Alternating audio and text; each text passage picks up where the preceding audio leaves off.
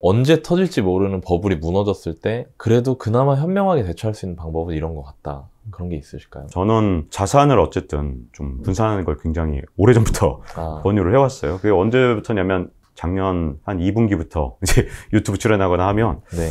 이제 일방적으로 오르는 시기는 좀 아니기 때문에 이제 뭐 그동안은 주식에 예를 들어서 100% 또는 자기 금융자산에 오히려 빚까지 내서 200%를 투자하신 분들이 승자가 됐지만 이제는 사실은 불확실한 세계로 점점 넘어가는 거거든요. 네. 이제 올해는 오른다 이렇게 말할 수 있는 분들이 그러니까요. 점점 줄어들고 네. 있어요.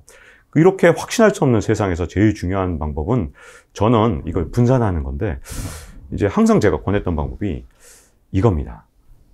원래는 이 주식, 국내 주식과 네. 미국 국채를 반반 넣으면 가장 위기에 안전한 자산 배분 방식이에요.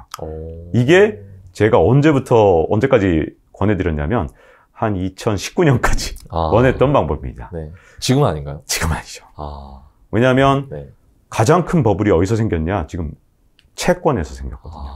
그래서 모든 글로벌 투자 전문가들이 주식 버블보다 더 심각한 건 채권 버블이다. 특히 미국 국채도 버블이다. 이런 얘기를 정말 많이 하거든요. 그래서 저는 이제 미국 국채를 미국 주식에 또는 뭐 국내 주식을 샀는데 그만큼 예를 들어서 미국 국채를 갖고 있는 건 전혀 위험을 회피한 해지 수단이 아니에요.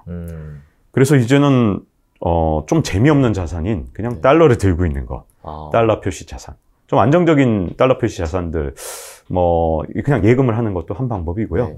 조금 위험을 감수한다면 좀 뭐 물가 연동채 이런 것도 가능할 것 같고 채권이지만 물가랑 같이 연동돼 있기 때문에 조금 근데 이것도 위험하긴 하죠. 네. 뭐 아주 안전한 건 아니에요. 근데 위험을 감수하는 대신 아무래도 여러 가지 수익률에서는 조금 더 높은 수익률을 기대할 수 있다는 이런 특징이 있고요. 근데 이렇게 해서 저는 달러 자산을 말씀을 드렸었는데 제가 이것도 경험이 많은데 지난해 1월 같은 경우에 네. 저는 이제 그 당시에 이제 환율이 한 1,080원 정도 됐어요. 네. 근데 많은 증권사들이 우리 국내 증권사들이 1,050원 아래로 간다. 환율 많이 올랐는데. 네네. 그렇게 전망했었습니다. 1월에 아마 기사 검색하면 나와요. 네. 대한민국에서 네로라는 증권사들이 전부 1,050원 밑으로 간다고 예측을 했었어요. 근데 그때 저는 정말 많은 분들한테 죄송하지만 증권사를 믿지 마세요. 왜냐하면 제가 학부가 어디 나왔냐면 국제경제과를 나왔습니다. 네. 이 말씀을 증권사 틀릴 거라고 제가 예측했던 게 아니라 환율 전망은 믿지 마세요. 아무도 환율은 모릅니다.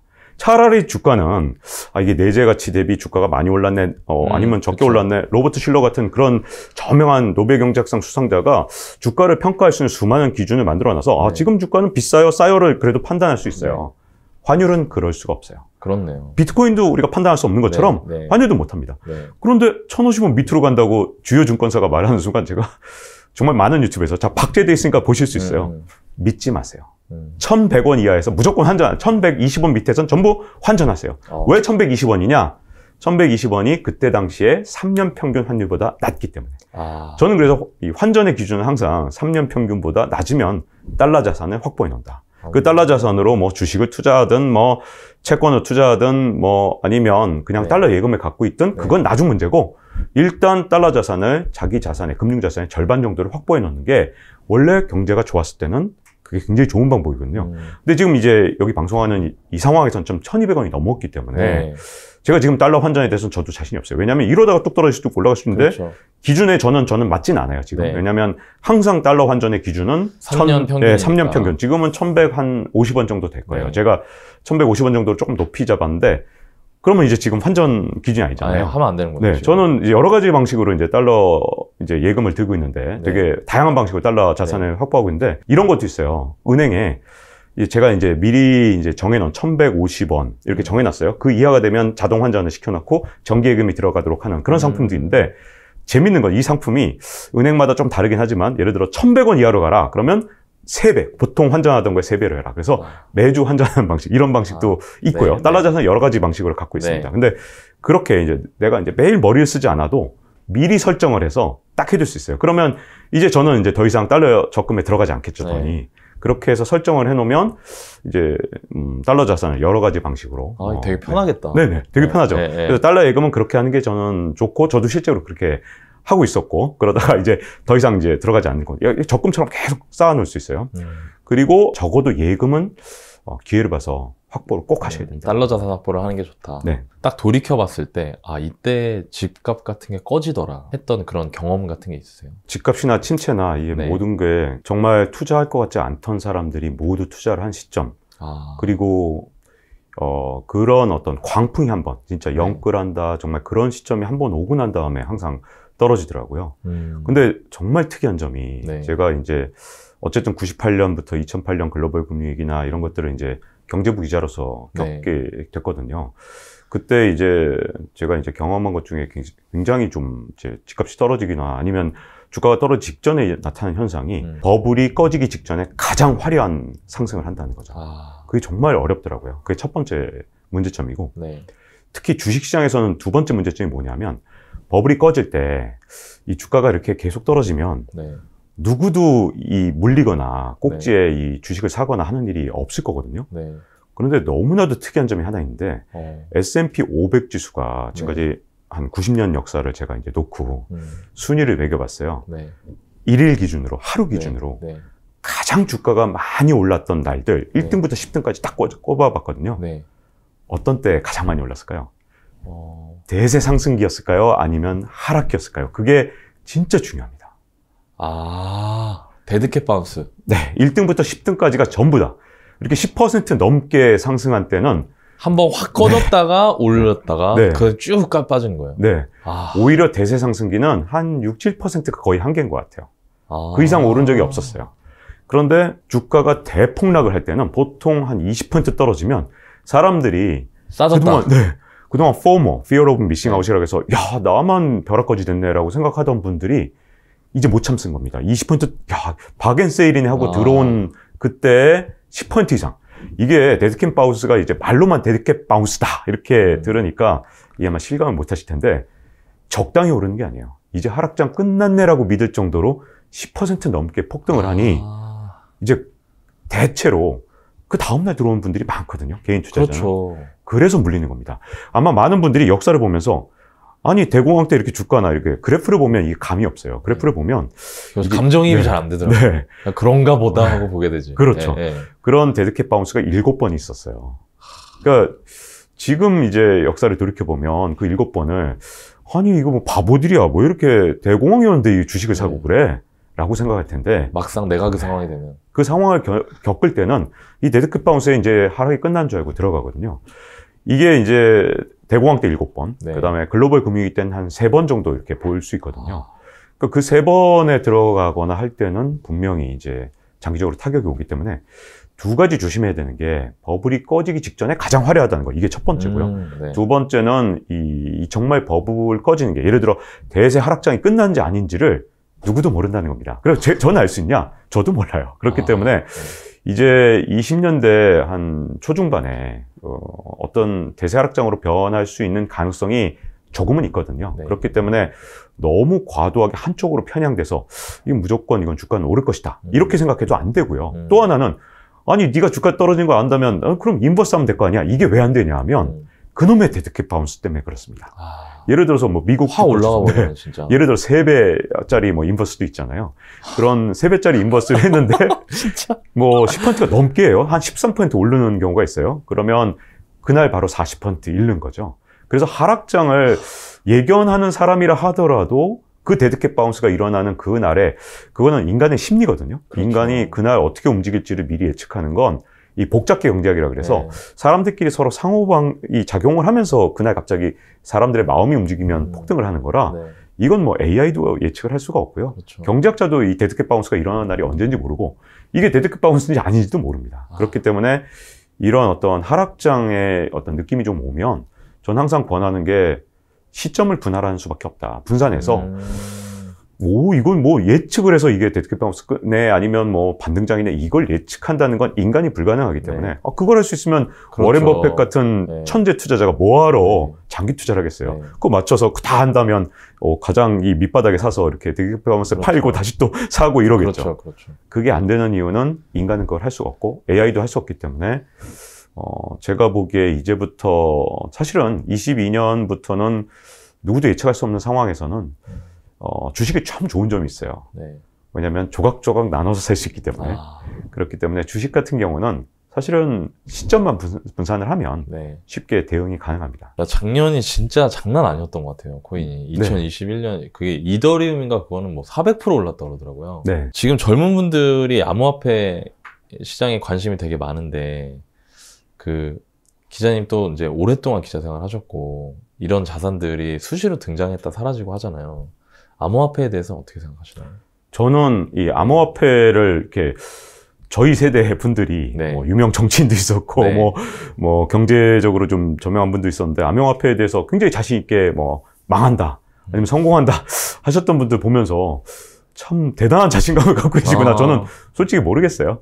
근데 다만 이런 건 있습니다. 저는 이제 그 전에 돈의 역사에 대해서는 정말 이제 오랫동안 공부를 해본 입장에서 경제학을 어느덧 30년 넘게 공부하다 보니 네. 정말 흥미로운 사실은 돈은 사실은 그동안 끊임없이 진화를 해왔거든요. 예를 들어서 유럽에서 처음으로 지폐를 쓰기 시작한 게 361년 전 스웨덴입니다. 흔히 생각할 때 영국이나 뭐 프랑스 같은 그런 오래된 강대국 아닐까? 뭐 스페인 같은 그런 나라라고 생각하실 것 같은데 뜻밖의 변방의 약소국가였던 스웨덴에서 처음으로 돈을 사용했는데 지폐로 아시아는 예전부터 지폐가 있었는데 그거밖에 안 됐어요. 네. 360년이요? 네, 361년째네요. 올해가. 네. 되게 얼마 안 됐네. 얼마 안 됐어요. 유럽은 지폐가 굉장히 늦었고요. 그 이유가 이제 아시아는 왕권이 워낙 세서 이건 돈이라니까? 딱 하는 순간 돈이 될 수 있지만 네. 유럽은 왕권이 약하기 때문에 또 그리고 여러 나라가 백가쟁명으로 싸우니까 이 왕권이 인정했다고 해서 다른 나라에서 인정이 안 돼서 이게 화폐가 되기 힘들었어요.